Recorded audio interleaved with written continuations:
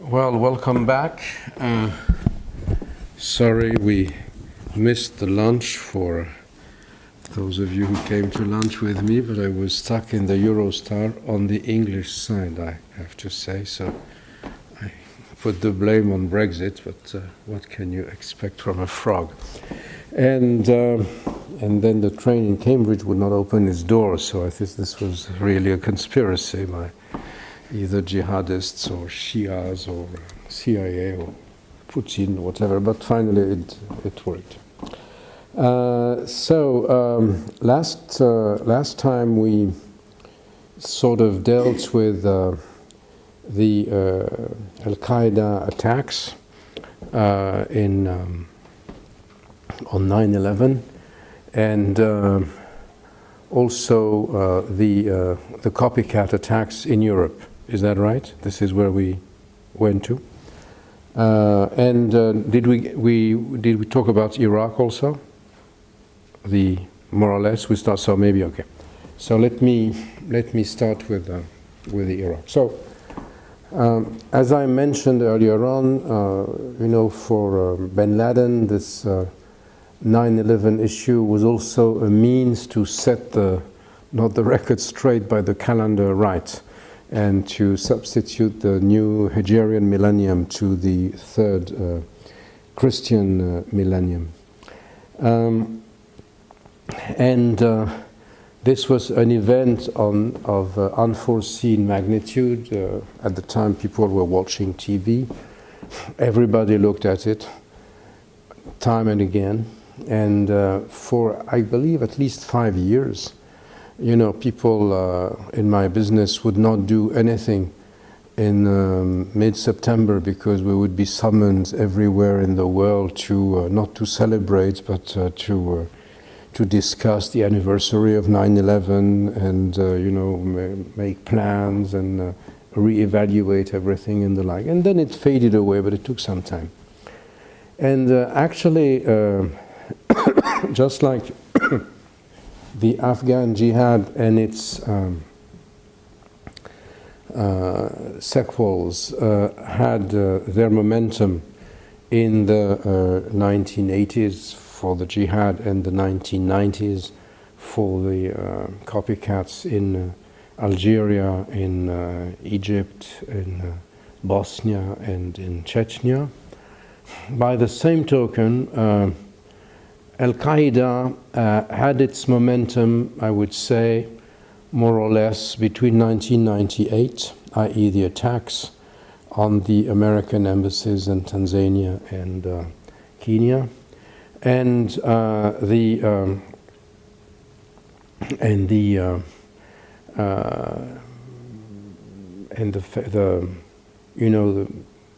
2005, 2006, more or less, when it started to be clear that Al-Qaeda in Mesopotamia, as it was called, Al-Qaeda fi Bilad al-Rafidain, from the country of the two rivers, which is Mesopotamia, would be unable to create the Islamic State of its dreams on a liberated Iraqi territory.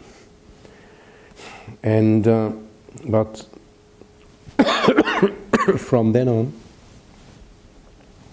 already the successor ideology to Al-Qaeda's, which is ISIS ideology, would have started to be, if not implemented as such, at least envisaged, put in writing or in virtual writing.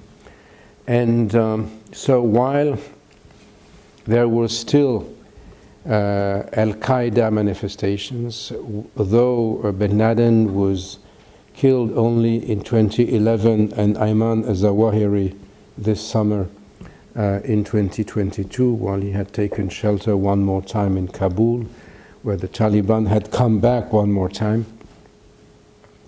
Nevertheless, their days were over, and nowadays, as we shall see tomorrow, I believe also that ISIS days are over. So we're dealing with the movements, with the ages of jihadism or jihad, which do not follow each other. One stops and the other one begins, but there's a significant amount of overlap. And anyway, those ages are just my constructions and my reconstructions, my categories or my Idealtypen, if you'd rather, whereas in reality, it's far more complex. And you had a number of hybridated forms, but for the sake of clarity and in order to build a narrative, I have to devise those types or those categories or whatever you want to. The issue is not that the historian or the political scientist or whatever, or the scholar builds categories. The issue is that, he explains what they are, and everybody for them to be falsifiable, as we say in French, and to see to what extent it is relevant to understand the unfolding of events. If it becomes irrelevant, well, you can throw them away. And this is what I've been doing on issues. Thank you very much. So this is French claret, and this is a pint. Yeah, this is a pint of. Thank you. And and therefore, as of phase 2, so we'll finish phase 2 tomorrow. Deal with phase 3 today. Deal with also with phase 3, and tomorrow I will try to think of the future based on of the analysis I made previously. Right. So in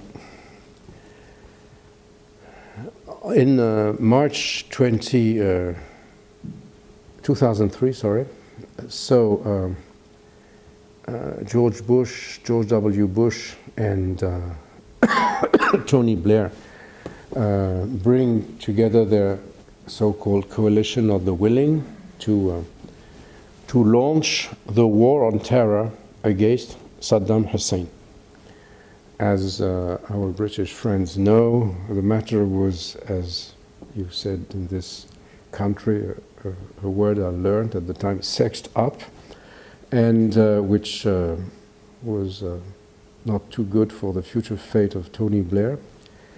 But the issue for Bush and Blair and others who coalesced with them was to reshuffle the cards of the Middle East. The Americans thought that it had been cheated by the Saudis. That, like the big love affair of Valentine's Day 1945, my oil against your protection, really was not functional. First, the Saudis in October 1973 had used oil as a weapon, so as to blackmail the West into telling to the Israelis to stop on the road to Cairo, kilometer 101.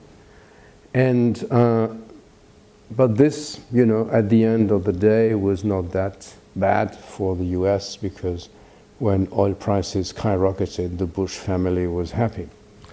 Then 9/11 was really another issue. And there was a high suspicion that out of the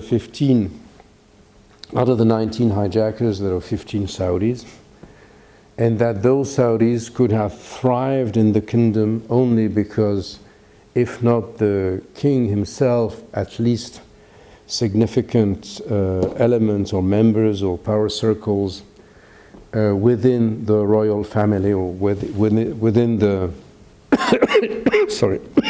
informal realm of power in the kingdom, had turned a blind eye to them.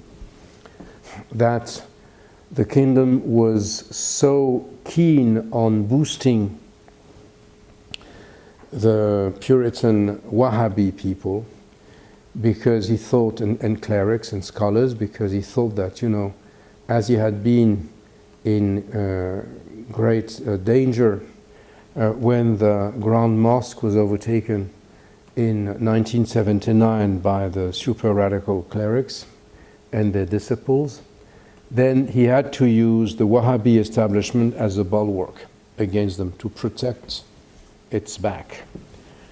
But while they said they protected the kingdom, nevertheless, this spread a view of Islam which was extreme, which they would not put to the final end of, willing to topple the kingdom itself, but everything that did not go by the book, if I may say so, the Green Book, and their understanding of the Green Book was haram and had to be destroyed.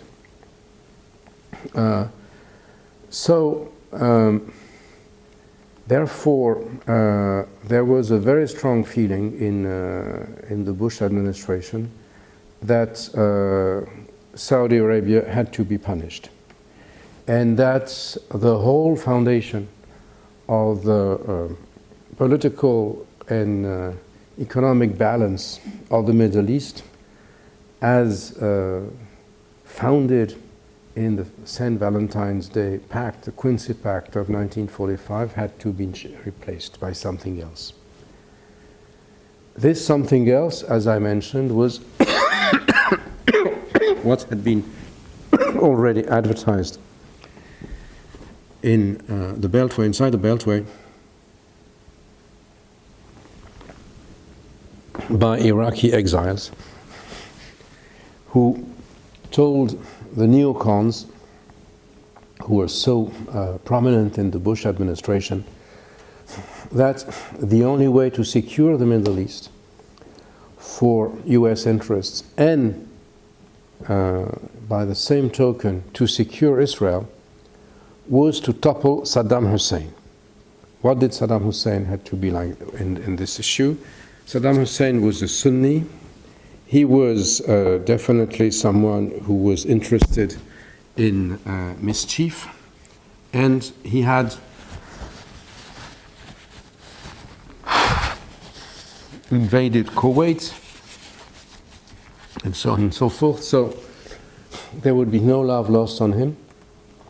Also, he was a Sunni in a country which is Shia majority country, and then the neocons thought that it would be good to topple Saddam Hussein, bring the Shia clerics in his stead, and the Shia clerics, they met in DC, where people who told them that they loved America, that they would make peace with Israel, and also, by virtue of example, the other Shias in Iran, the Shia population, would see how great it could be to how great life as a Shia under American aegis could be, and they would get rid of their Sunni enemies, and also they would create a sort of Shia axis or Shia crescent. We shall see it later. That would go from post-Khomeini Tehran through post-Saddam Iraq, and that would twist the arm of the Sunni radicals, because the Saudis had been unable to tame the group that would be the major threat on America since Pearl Harbor to some extent. And so this is how but in order to do that, and in order to have Congress and the Westminster Parliament vote for credits, then you had to tell them that Saddam Hussein had weapons of mass destruction, out of which he could destroy London in 25 minutes or 45 seconds, I don't remember. And this was the whole sextile business. So, anyway, when Western troops arrived in Iraq, and something which was sold as a cakewalk to the American public, they were, of course, welcomed by a number of Shia populations, particularly in the south, but they met with a very strong resistance from the Sunni minority. And this Sunni minority also was extremely powerful because Saddam Hussein had relied on it and on the Ba'ath party, which was also Shia, but with the Sunni much more trusted than the Shias, for its secret services, its intelligence, its tanks, special forces, and what have you. And Paul Bremer, who was the American proconsul and who was trained in France, but we don't think we're the culprits, he got a degree from Sciences Po, decided that the best thing to do was to decommission anyone Ba'athist or more or less anyone Sunni who could not be cleared. So there was no more Iraqi army.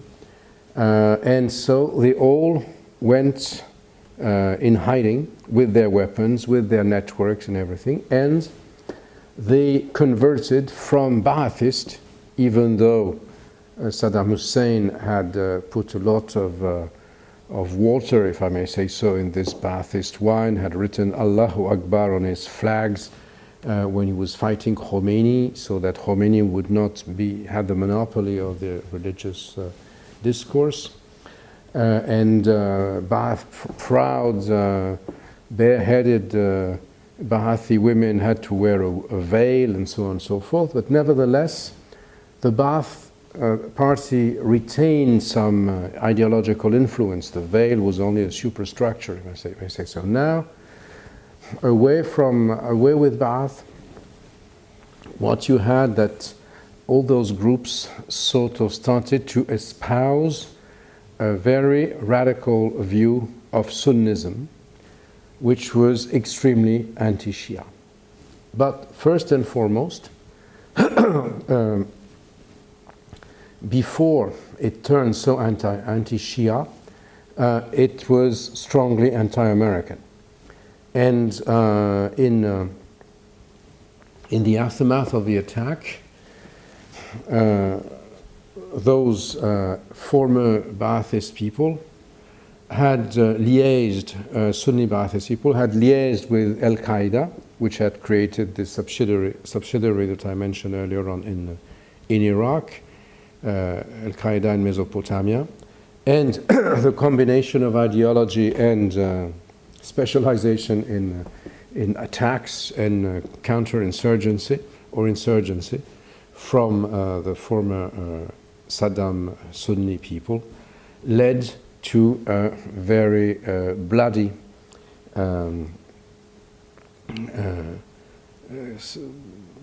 result for the American and Allied troops. And this, bin Laden at the time thought, from 2003 to 2005, that, he held his state in his revenge. Until then, he did not really have a territory, even though he probably was not there. He was still in hiding in Hindu Kush or someplace in Pakistan or wherever. But they had fallen short of controlling a state. They had been given shelter by the Taliban before 2001, but before that they had been in the Sudan, but they did not have a territory that they controlled. Now they thought that Iraq was to be this territory, and that after all the attacks in Europe and the like, now time was there, and also before 2006, the first moves from local European fighters to Iraq had started, from Belgium, from France, maybe from Britain also. Young people would go and fight with the Al-Qaeda against the Americans who had invaded the Dar al-Islam, the ground of Islam, the land of Islam. While this was happening, Iran was looking with a lot of interest. And the more the Americans were blooded, the better. And also the Americans were fighting their Sunni nemesis in Iraq. So, you know, they just watched idle, and the more damage there was, the better. But as of 2005, 2006, there was a gradual shift in Sunni ideology, and that in radical Sunni ideology, and that came because the Shia militias that had been trained and equipped in Iran increasingly started to cross the border with the help of the Pasdaran, or of the Iranian militia or revolutionary guards, and in their stead they started to attack the Sunnis, and also the Americans here and there, but mainly the Sunnis. And therefore Al-Qaeda ideology started to shift. On the one hand, you still had Zawahiri and bin Laden, who favored a major confrontation against the West. And on the other hand, the local leader or commander, Abu Musab al-Zarqawi, a Jordanian, who said, no, our first and foremost enemy are the Shias. We have to get rid of this nearby enemy before we get rid of the Americans. And his famous image was that if you have 10 bullets in your revolver,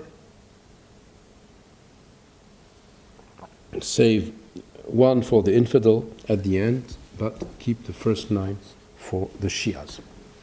So this led to a rift within Al-Qaeda on the Eastern Front, and neither Zawahiri nor bin Laden were consulted anymore, and Al-Qaeda in Mesopotamia morphed into something which started to be called, after a number of other names, the Islamic State in Iraq, Dawla al-Islamiyya in Iraq, fi Iraq, and which was extremely anti-Shia, that made sort of TV shows with a sort of shadow Sunni anti-Shia government, and so on and so forth. And gradually, Al-Qaeda, as an organization and as a worldview, was ousted from the Iraqi field that they had hoped would become their Islamic State. So there was something called the Islamic State in Europe, but they didn't have anything to do with Zawahiri or with bin Laden anymore. And that would be one of the legs that would later on lead to the creation of ISIS. Did I mention Abu Musab al-Zarqawi's book last time? The Call for the Global Islamic Resistance? Yes or no? You say yes, but others say no? Yes, no? Should I go back to it a little? Okay. So, because in order to, when I try to phase those three ages, you know, Al-Qaeda was rather easy to phase because it was a rather centralized organization, was so-called Al-Qaeda Central. It was dispatching people to New York and Washington, to Madrid, to London, even though the London attack was already of a new type in July 2005, because it used locals, whereas the others had used people who were sent from abroad. I mean, if you remember the pre-taped confessions of one of the attackers from Birmingham, he said with a very thick Yorkshire accent that I will be at pains to imitate, "This is war and I am a fighter. We love death as much as you love life." I'm not sure that I would pass unawares in Bradford, though I had done some field work in Bradford before, so I knew how they spoke, and I had quite a number of difficulties understanding. But this is, and you know, of course, no 9/11 guy in New York and Washington could speak with a New York Bronx accent. They were all Saudis or whatever, and likewise in Madrid. I mean, they were not Spaniards, they were foreigners, important. And this was also a testimony to the shift that even for Al-Qaeda, but they could not really implement it because they lacked the resource afterwards, Europe was becoming a land of jihad. And not only for its own sake, that is to say that Europe was to be a place where attacks would be implemented by locals, by local Muslims against governments, but it would also be a breeding ground out of which to send fighters to the central battlefield in the Levant, Syria and Iraq. But this would not be undertaken by Al-Qaeda, but by the successor movement, if I may say so, which will be known ultimately as ISIS. So, originally, while Abu Musab al-Zarqawi was conceptualizing this antagonism against Shias, and considering that this was the first thing to do, and before to get rid of the Americans and the Crusaders and the Zionists, even to get rid of the heretics, the other Abu Musab, and so this is why God helps us, you know, to find commonalities between things, because he gave the same nom de guerre to both of them, Abu Musab al-Suri and Abu Musab al-Zarqawi. So both, it's an Abu Musab thing. Abu Musab al-Zarqawi was, Abu Musab al-Suri, sorry, was a Syrian who had been a member of the Muslim Brotherhood in Iraq, in Syria, sorry, had taken shelter in Iraq for some time, then moved to France. He was a Francophone, and he studied at Jussieu engineering, didn't complete his studies, then went to Spain, married a Spanish woman, got his EU passport, which is the minimal requirement for your terrorist to have a Schengen passport, and then would move to world famous Londonistan, as your capital was nicknamed when the British government thought that it would be better to have jihadists at home than abroad, for two reasons. One, if they might seize power one day, we would know them. And B, as they were being sheltered in Britain, this would be a sort of insurance policy against attacks in Britain. Except that none of it worked, as you know. But you know, our governments at times make plans that do not materialize. And when he was in Londonistan, in Finsbury Park Mosque, where he was succeeded by Abu Hamza al-Masri, the guy, Captain Hook is the nickname, who's now doing time for 3 or 4 lives in a high security prison in America. Though at the time, Suri was publishing leaflets backing Algerian jihad and saying that Algerian jihad was really, something that was Al-Qaeda blend. Unless there were serious doubts, even within jihadi ranks, as to what extent a number of actions within Algerian jihad were actually military security provocations that were implemented on purpose so that to slaughter a number of Algerians, so that the your average Algerian Muslim would turn against the jihadists. And as there were doubts about that, so Abu Musab al-Suri left Londonistan and went back to, in the very late 1990s, to Afghanistan, where he worked as a PR officer for bin Laden. And this was the time where we were proud to be French, because you always think that no one speaks this language anymore. Not at all. Suri was more of a francophone than an anglophone. And then if you were a journalist and you wanted to have access to bin Laden, it was much better to discuss that with Suri in French. So you see, finally, it was still useful to learn French. I don't know whether it is still now, but at the time it was. And while this was happening, there were preparations for 9/11. Suri did not think very highly of 9/11.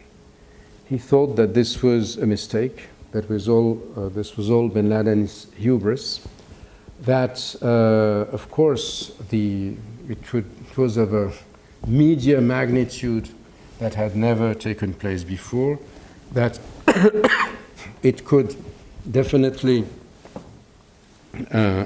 raise the spirits of Muslims worldwide, but in the meantime, the reaction of the West would be sanguine and would destroy the whole Al-Qaeda Tanzim organization for good. And therefore, that you had to devise a new type of jihad that, based on the lessons learned from the failures of Al-Qaeda, just like Al-Qaeda had been based on the failures of the Afghan jihad and its copycats.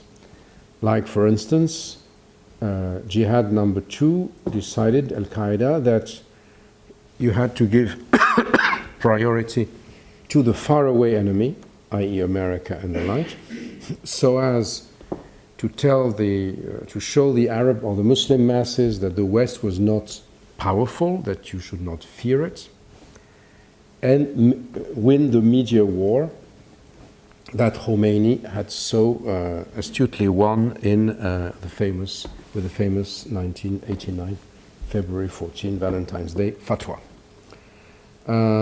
But to Suri, it sort of petered out, because America was really a faraway enemy, but it was too far away.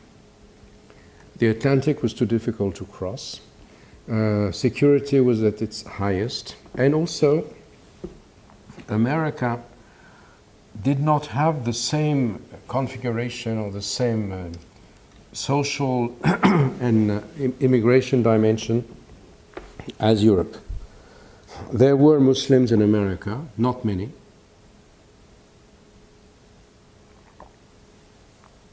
A number of them students or immigrants from the Middle East who were not that destitute where they came, whereas the bulk of immigrants, of poor, wretched, underemployed and the like immigrants in Europe, particularly in France, in Britain, in Germany and Belgium and the Netherlands, came from North Africa or the Indian subcontinent, or Turkey.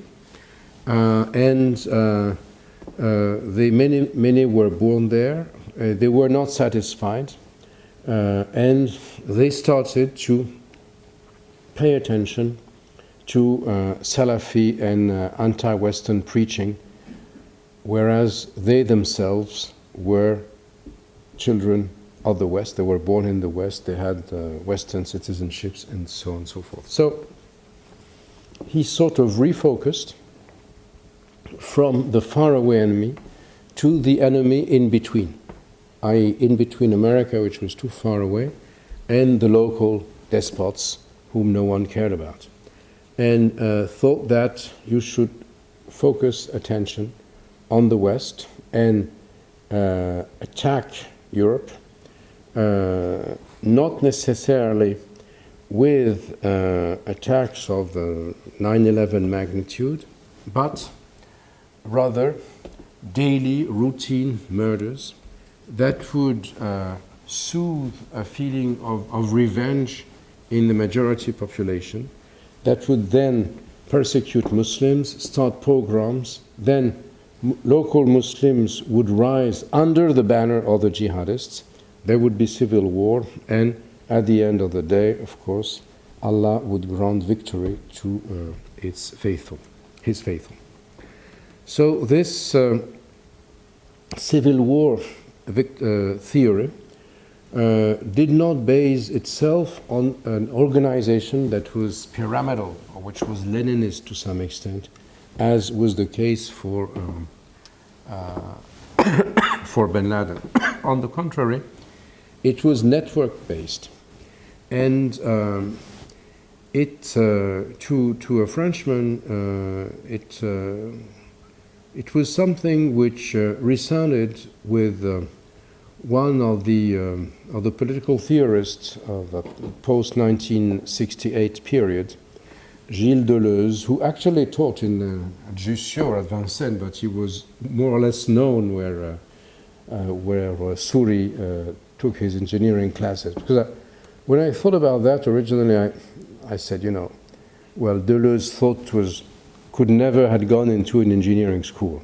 But Jussieu was, it's one of the major universities in Paris. It's not that famous in all of its departments, but it mixes sciences and humanities. And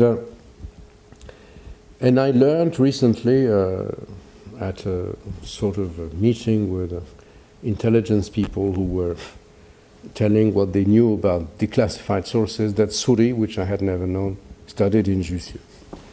And Gilles Deleuze had, at the time after 1968, when he French post-Marxists and revolutionaries were thinking of an alternative to Leninism, he designed or developed this theory of the revolutionary rhizome, on dit comme ça, rhizome, the revolutionary rhizome, which, instead of having a center of command with the Leninist party, you would have different movements by workers, by peasants, by farmers, by youth, by women, by whichever categories, that would rise, that would attack state institutions, and just like the rhizome that goes under the ground and pops up from place to place, it would destroy from below, to some extent, the oppressive capitalist system, which would be unable to fight it because it did not know, it did not have the means. Its forces of repression did not have the means to deal with that. And to some extent, the network-based Souris vision resembled it, except that it took place in the age of social networks. And so Souris put out this book, which was a huge internet thing. He liked to teach, and we have videos of him giving MOOCs. Is that what we call this now? MOOCs, but he's the inventor of MOOCs, actually, He's the continuator of Deleuze and the inventor of MOOC. So he would talk. And so at a blackboard and showing things with different colors. I mean, his book is slightly boring. It's a sort of an engineer's book, a how-to of jihad, longish, 2,000 pages and something. And it's called The Call to World Islamic Resistance. And its motto is something which was gained some fame at the time in the Arab-speaking world. Nizam la Tanzim. Nizam means a system. Tanzim, organization. We do not need an organization, we need a system, or what then would become an atmosphere in the phase that we're going to deal with tomorrow. So, this is how it was publicized, and Suri published that. It went online in early 2005. He had foreseen what would happen to Al-Qaeda and to himself, because he had to flee Afghanistan, and was after he had put his book on the internet, he was arrested by the Baluch in southern Afghanistan, along this area here, and was sold to the Americans, who had put a bounty on his head. Then no one really knows what happened to him. He was probably given to Bashar al-Assad, he was a Syrian, who was a great friend of the West at the time in the course of the so-called rendition policies. He is probably dead, because some people, there were some witnesses who saw him in jail, in the high security Islamist jail, probably in the archives of the CIA or whatever. There may be something, but it's not public, so I'm not privy to it. So he disappeared. But then strangely enough, on another 14th of February 2005, the means, or the material means, or the digital means for his ideas was made possible, because on this day YouTube gets its license from California, and then everything changed, because Al-Qaeda, with its sort of centralized top-down system, needed Al Jazeera. It needed a centralized channel. I mean, even though Al Jazeera was more Qatar, Muslim Brothers and the like, nevertheless, it was in their interest to broadcast bin Laden, because it brought enormous attention to them. But in order to go on Al Jazeera, you had at least to have some format that was Al Jazeera compatible. The Qatari state was a state, and it could not, do anything. The Al Jazeera could not show people being slaughtered on the screen, and then the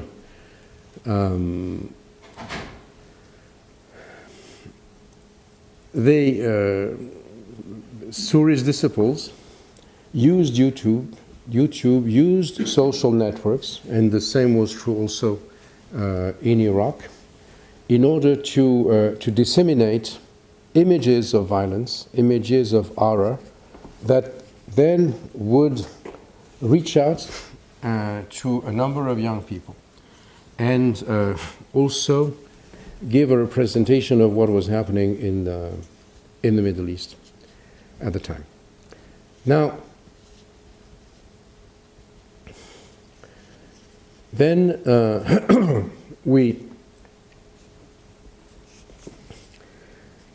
In 2008, I published a book which had absolutely no success, whether in English and French, which was called Terror and Martyrdom, where I translated and summed up Souri's book.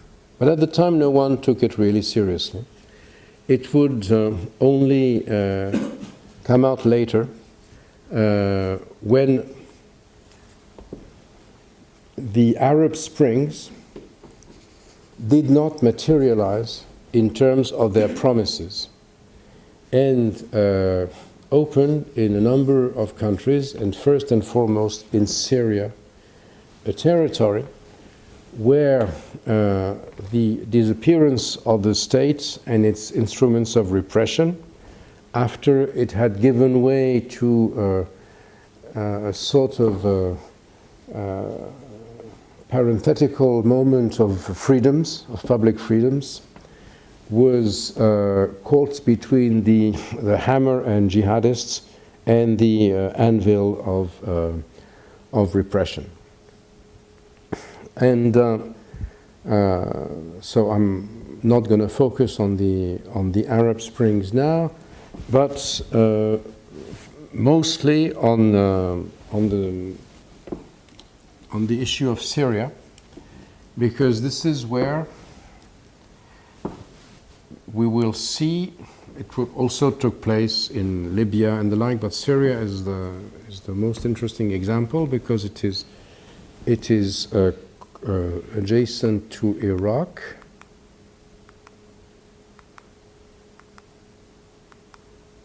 Okay, so this is, and as you remember, Souri, even though he was probably jailed in Syria and Syrian was not participating, but his ideas were spreading, and were spreading in Europe.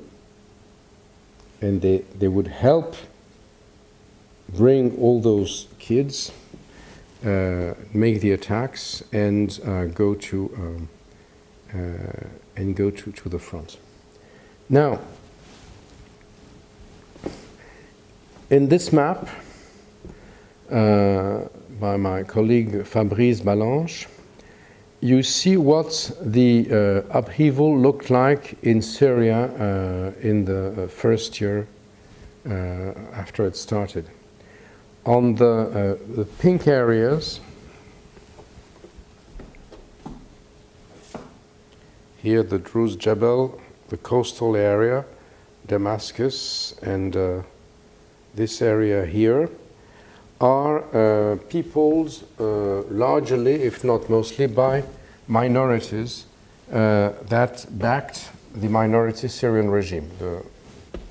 Bashar al-Assad belongs to, and his father belonged to a sect which is called the Alawis, which is an indigenous sect of local people who sort of aggregated some elements of all the religions of the invaders, the Christianity of the Crusaders, before that the Islam of the early Arabs, then Shiism and the like, and remained where they were as a despised minority when the majority of the population became Sunni. So you also have Christians, not that many, almost none remaining now, but at the time there were still some Shias, and some Druze, another minority religion, mostly located in the south and also in nearby Lebanon. Now, the reason the Alawis were so powerful was that during the French mandate in Syria, the French in the interwar period was concomitant to the British mandate on Palestine and Jordan. The French used the minorities against the majority, and the Alawis were soldiers in the French auxiliary troops of the Levant. The NCOs were Christians, usually local Christians, and the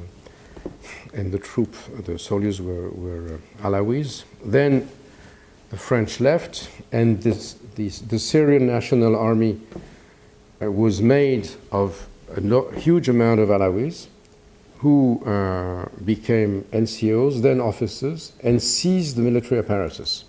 And then they became the most powerful force in Syria through the control of the army, made coups, and then finally seized power and would use all ruthless methods to remain in power, because they knew that if they became lenient, the Sunni majority would get rid of them with bloody vengeance. So in 2011, most of the Sunni majority regions, I mean the ones in green, get into the insurgency. In orange, yellow, you have the Kurdish areas that at the time also became dissident, but they would be based mainly on a Kurdish nationalist agenda. They would be far away from both the Syrian regime and the Islamists. Meanwhile, if you look at Iraq, there again, you had this green, which is the Sunni area in Iraq, where the revolt against the Americans and the Shia government in Baghdad was the strongest. This is the Kurdish area, which was not concerned in the battle. And this is where you had this huge contingent of ex-Ba'athists who had become disciples of Abu Musab al-Zarqawi, and who had created this strongly Sunni anti-Shia state, which is called the Islamic State of Iraq.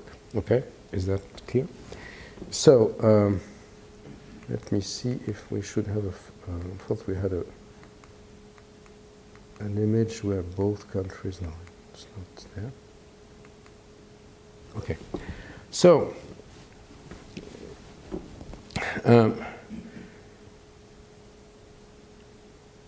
on the one hand, you had attacks in Europe,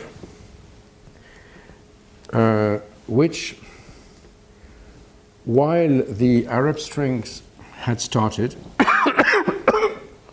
followed the Abu Musab al-Suri's agenda. But no one at the time really paid attention to it in this regard. The first ones took place in the south of France, in Toulouse and Montauban, in March 2012, while at the same time President Sarkozy was running for re-election, only to be beaten by a very short margin by his socialist rival, François Hollande. The reason I mention that is that the way the police dealt with the threat, the Sarkozy police, was probably contingent to the fact that they wanted to try to make the best use possible of those terror attacks in order to show that Sarkozy was a strong president and that he would be re-elected. But the way it was done was that he was perceived as so much of an enemy of Islam that quasi 90% of French voters who defined themselves as Muslims in the exit polls voted for Hollande. And hadn't they voted for Hollande, probably, en masse, he would not have been elected. Because, you know, he really won by a margin.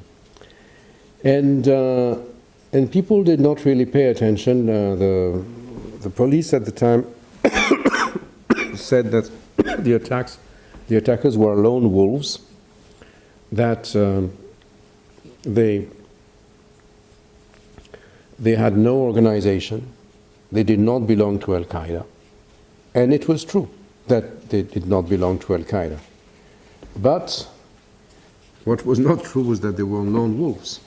Even though they had not read Suri's books, who very few people had read, nevertheless, thanks to social networks, thanks, to likes and the like, those ideas would be minced and disseminated on the web by propagandists who shared their views. And actually, Suri had explained that, what jihadists in Europe had to, what they had to target was Jews, because Jews are enemies of Arabs, because the anti-Israeli cause is very important in the Arab world, and because even Arabs who are not Islamists are anti-Israel. Hence, if you could take into your hands as an Islamist, as a jihadist, attacks on Israel, then you could widen your outreach towards non-Islamist Arabs. B, you also had to reach out at apostates, which were the worst enemies of jihadists in Europe. By apostates, he meant people who belong to Muslim families or to the Muslim tradition, but who did not abide by the law of Islam, who were secularized, who were assimilated, who drank wine, became atheists, or even at times very few did change their religion. And those were terrible examples for the others. So they had to be slaughtered without mercy so that others would not imitate them. And also, he mentioned that journalists and whoever, and intellectuals, who made a mockery of Islam should be targeted. And with that, of course, he had in mind the what Khomeini had capitalized on with the attack of Rushdie. Right? And this was also a fertile ground, because even though there was not much of there were no significant demonstrations pro-Khomeini or anti-Rushdie in France, while as opposed to what had taken place, there was no such thing as the Bradford auto da fe in France, for instance. Nevertheless, when in this same year, 2005, after a late descendant of Vincent van Gogh, Theo van Gogh, a videast, was stabbed to death in Amsterdam by a Moroccan jihadist who had accused him of blasphemy because he had made this little 11-minute video where the verses of the Quran, which are considered the most hostile to women, were shown on the bare body of a young woman. This was perceived as blasphemy, and this was something that was senior by this Somali quote-unquote apostate Ayaan Hirsi Ali, who had been raised as an Islamist and became an atheist, a left-wing MP in the Netherlands, and then a right-wing, and then finally made a great marriage in American academia, or English American academia, as you know. Then, sorry, in the Netherlands, this publisher for Jyllands-Posten, a daily from southern Denmark, in Denmark, asked cartoonists to make cartoons of the Prophet, so as to show that there was a bulwark against this jihadi blackmail. This they did. As you know, there was a massive campaign against the Muhammad cartoons, which was not only undertaken by jihadists, but also by Islamic institutions like Al-Azhar in Egypt, when there was a significant competition between Shias and Sunnis, between the Iranians and the Egyptians, for instance, to lead the campaign, i.e. even, quote-unquote, moderate Muslims institutions could not afford not to touch it, because radicals would then use it against those same institutions. And Ahmadinejad at the time made a special prize for Holocaust or Shoah cartoons in order to, create sort of quid pro quo for the Muhammad cartoons.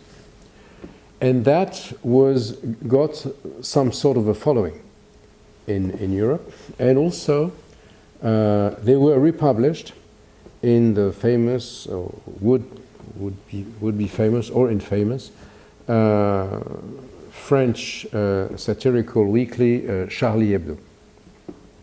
And that would create the fertile ground for the next range of attacks in 2015 in France, which we shall deal with tomorrow.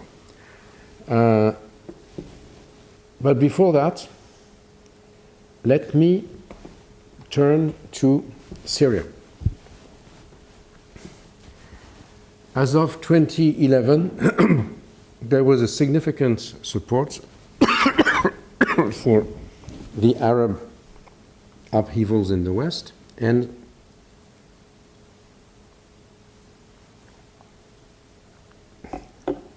military shipments from Western powers to the rebels and the like, and a number of young people, usually from Arab descent, in France, which was the biggest exporter of fighters, but also in Britain, from Belgium, which had the biggest ratio, Spain, Germany,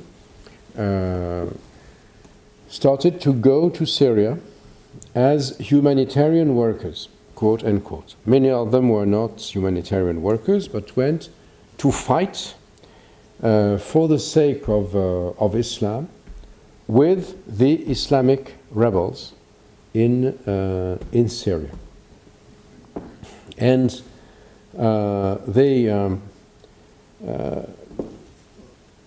and this was where, the two Abu Mus'abs, and I will end there, views coalesced. On the one hand, you had Abu Mus'ab al-Suri, who had advertised jihad in Europe, which was network-based, reticular, if I may say so, aiming at the fragmenting of European societies. And some of the people who had started to implement this jihad in Europe, but who felt that it was still too complicated to do, moved to Syria, where they thought that you had, for Levant in general, that there was a jihad front where they could be useful and where they could participate to the coming of the Islamic State, and maybe one day come back as Islamic State fighters to Europe and have an Islamic State also develop there. And also, those fighters came to Syria and they sort of morphed with what had come out of Abu Mus'ab al-Zarqawi's ideas, i.e. A state, an Islamic State that would be first and foremost anti-Shia. Anti-Shia in Iraq, of course, but this is a map of 2015 of ISIS.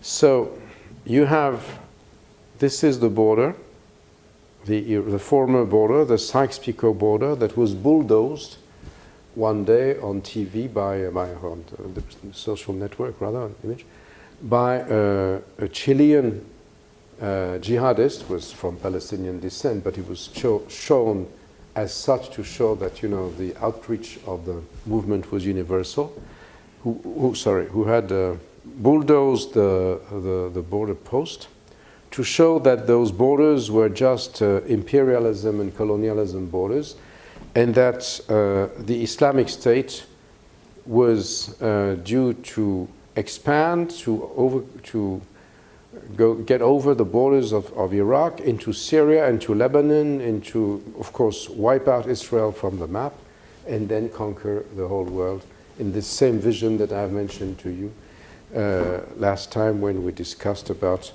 the vision of history, the theological vision of history by the jihadists. So those Sunni fighters through this region and this region from Iraq went into those adjacent Sunni regions of Syria with their weaponry, with their superior organization, and started to create the Syrian branch of the Islamic State of Iraq. This is what was then known originally as the Islamic State in Iraq and Sham, Daesh, Dawla Islamiyya fil Iraq wa Sham, which became in English the Islamic State in Iraq and Syria, or ISIL, or Iraq and the Levant, more correctly. And this Islamic State was not only, there were Syrians, of course, in it, not that many. There were a number of Iraqis who were the cadres and the military commanders and that, and there were a lot of Europeans coming, and most of the jihadists who came from Europe, after they had tried their hand or had thought of trying their hand at Sunni-type jihad in Europe, after they had admired Mohammed Merah's attack in Toulouse and Montauban against Jews in the Jewish school in Toulouse, and apostates, i.e. French soldiers with brown skins, whom he thought were Muslims. Actually, only half of them were, the ones he killed. All those people started to go and sort of see the implementation of the desirable Islamic State that they had read through in on the websites and the likes and whatever that had derived one way or another from Suri's book. They all gathered here and joined forces with the indigenous Iraqi Sunnis. So this created a totally different phase from what we had seen under Al-Qaeda. In Al-Qaeda, you had this sort of pyramidal thing that managed to implement the Ecole, 9/11, Madrid, London, but not much more. That failed in Iraq, confronting the Shia majority and the Iranians, and then finally, they sort of realized their dream in this area. How it became a nightmare and how it did not work out, we shall see tomorrow. With the ultimate failure of ISIS, and try to understand why it failed, and what came or what is tried to come in its stead in the present day. Thank you very much.